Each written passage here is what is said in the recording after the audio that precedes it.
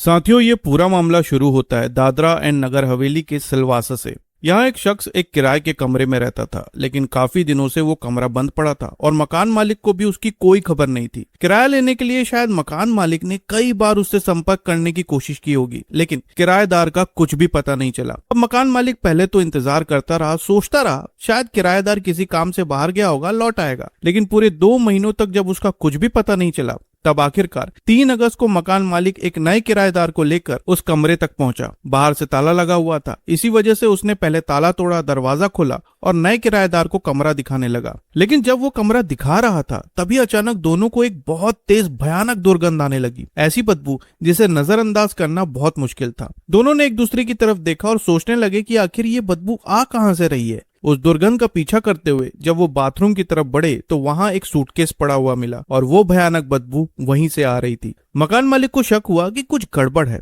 और फिर जब उस सूटकेस को खोला गया तो जो सच सामने आया उसने वहां मौजूद लोगों के रोंगटे खड़े कर दिए। सच कहे तो ये दिल दहला देने वाला मंजर था, जिसे इस वीडियो में दिखाना पॉसिबल नहीं है। लेकिन आखिर उस सूटकेस में क्या था और क्या थी इस कमरे की कहानी? असल में ये पूरी कहानी है छोटी उपाध्याय और ऋषभ कुमार सिंह की, जिनकी कहानी दादरा और नगर हवेली के सिलवासा से शुरू होकर उत्तर प्रदेश के वाराणसी में जाकर खत्म हुई। छोटी उपाध्याय उम्र 20 साल, बिहार के नवादा जिले के रो थाना क्षेत्र की रहने वाली थी। कई साल पहले उसकी शादी हो चुकी थी और वो अपने पति के साथ आराम से अपना शादीशुदा जीवन बिता रही थी। लेकिन जिस गांव में वो रहती थी, अचानक एक दिन उसकी मुलाकात गांव के रहने वाले ऋषभ कुमार सिंह के साथ हुई। शुरुआत बातचीत से शुरू हुई थी, लेकिन कुछ ही दिनों में इनके बीच बातों का सिलसिला ऐसा चला कि दोनों एक दूसरे के प्यार में पड़ गए। अब धीरे धीरे इनके बीच मुलाकातें बढ़ी और देखते ही देखते इन दोनों का रिश्ता इतना मजबूत हो गया कि अब छोटी ऋषभ के लिए अपने पति, अपना घर, अपनी पूरी पुरानी जिंदगी को छोड़ने के लिए तैयार हो गई। और एक दिन छोटी के कहने पर दोनों अपने गांव से चुपचाप भाग निकले। गांव से भागकर दोनों दादरा और नगर हवेली के सिलवासा पहुंचे और कुछ ही दिनों में दोनों ने शादी कर ली। शादी के बाद दोनों अपनी नई जिंदगी के मजे ले रहे थे,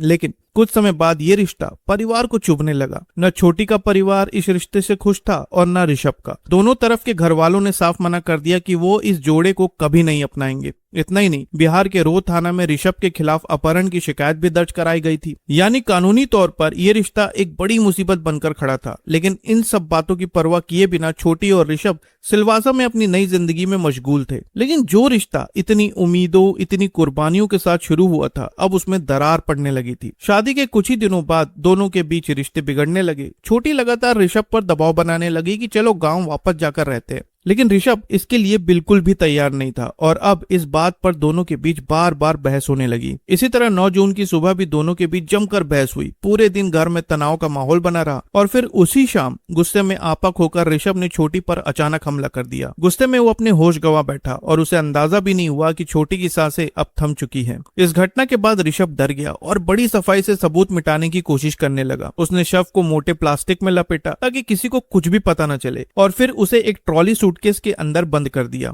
इसके बाद उसने कमरे में ताला लगाया और वहां से हमेशा के लिए फरार हो गया। सिलवासा से भागकर ऋषभ सीधा बनारस पहुंचा। वहां उसने अपनी असली पहचान छुपाई, नाम बदला और एक कंपनी में काम करने लगा। लेकिन उधर सिलवासा में जिस कमरे के अंदर छोटी का शव बंद पड़ा था, वो कमरा पूरे 2 महीनों तक वैसे ही बंद रहा और आखिरकार 3 अगस्त को, जैसा हमने शुरुआत में बताया, मकान मालिक के वहां पहुंचने पर यह राज खुल ही गया। शव मिलते ही पुलिस हरकत में आई। जांच शुरू हुई, आरोपी की तलाश तेज कर दी गई। जांच के दौरान पुलिस को सुराग मिला कि ऋषभ वाराणसी में ही कहीं छुपा हुआ है। इसके बाद यूपी एसटीएफ की वाराणसी इकाई और सिलवासा पुलिस की एक संयुक्त टीम बनाई गई, जिन्होंने मिलकर उसकी तलाश शुरू की। गुप्त सूचना के आधार पर टीम वाराणसी के चांदपुर इलाके में स्थित शुभकामना रियल टेक नाम की एक जगह पर पहुंची और वहां छापेमारी शुरू की। पुलिस को पता चला कि ऋषभ वहां अपना असली नाम छुपाकर एक बदले हुए नाम के साथ रह रहा था, ये सोचकर कि शायद वो हमेशा के लिए बच निकलेगा। लेकिन पुलिस टीम ने उसे मौके से ही धर दबोचा। गिरफ्तारी के बाद उसे अदालत में पेश किया गया और फिर ट्रांजिट रिमांड पर लेकर आगे की कानूनी कार्रवाई शुरू कर दी गई।